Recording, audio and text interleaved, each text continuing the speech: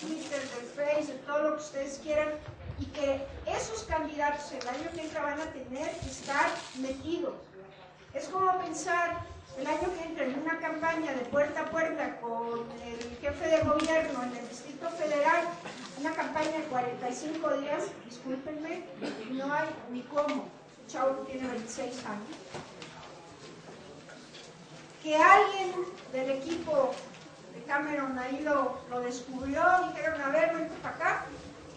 Y no solo le dijeron, vente para acá, sino, bueno, te pedimos que nos ayudes con los discursos de David Cameron y que manejes todo el tema que tiene que ver con redes sociales. Estoy hablando de este chavo que ustedes ven aquí. ¿Ustedes se acuerdan qué edad tiene el chavo de Facebook, que también entró en el tema con Obama y en la campaña de Obama? Entonces, son los chavos. Entonces, creo que el caso de Inglaterra es un caso muy interesante, porque también ahí el rol que jugaron las nuevas tecnologías y las redes sociales en ese proceso electoral también definió la preferencia y el regreso de los conservadores a poder nuevamente votar. Samuel, muchas gracias. Welcome. Aware that it's something which is playing a major role in politics now, and will continue to play a bigger role in politics in the future. But often when I go to conferences, people will talk at a very, very conceptual level, which I think sometimes isn't very practical.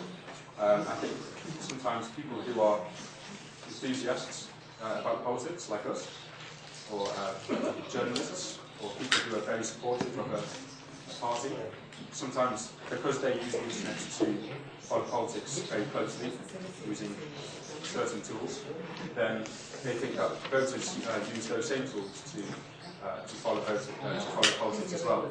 And I don't think that's true. So I'm going to try and be very practical and not very fluffy, and just going to try and explain what I think works and what I think doesn't work.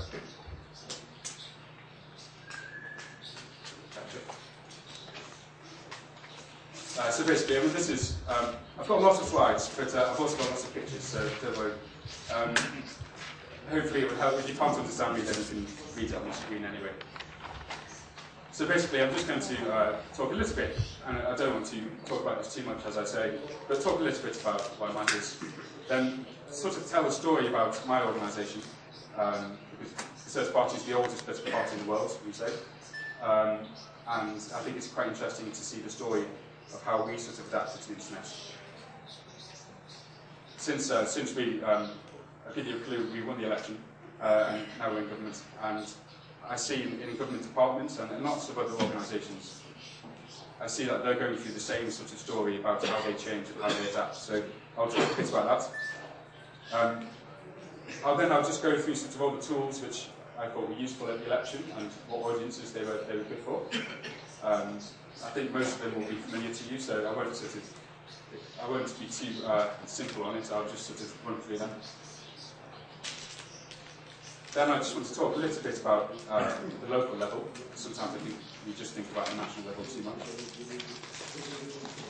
And then just finish off with 5 predictions of things I think are going to be a bigger factor in politics in the future, in terms of the internet, and also just 5 key lessons. Is this okay, speed-wise? So yeah, I mean, this is obvious. Clearly, I'm not sure what the broadband take-up in Mexico is at the moment, but clearly everything is going online in a big way. People use the internet to buy clothes, to book holidays, to socialise with their friends, to give money to their friends who are doing charity work, etc., etc. So it's just applying lots of those principles to politics. Also, I find the internet is often, it's not just a sort of add-on to conventional political marketing, but it's an enhancement, because it's both cost-effective, but also can be very highly targeted in who you're reaching out to. And also with the advent of social media, there's much more now an element of not just broadcasting, but having more of a conversational aspect to things as well. I've noticed that the Spanish press are really following Egypt Hispanic press are following Egypt very, very closely. It's obviously a huge issue at the moment, and it's fascinating to see the debate at the moment about, you know, how Twitter played a role and that sort of thing.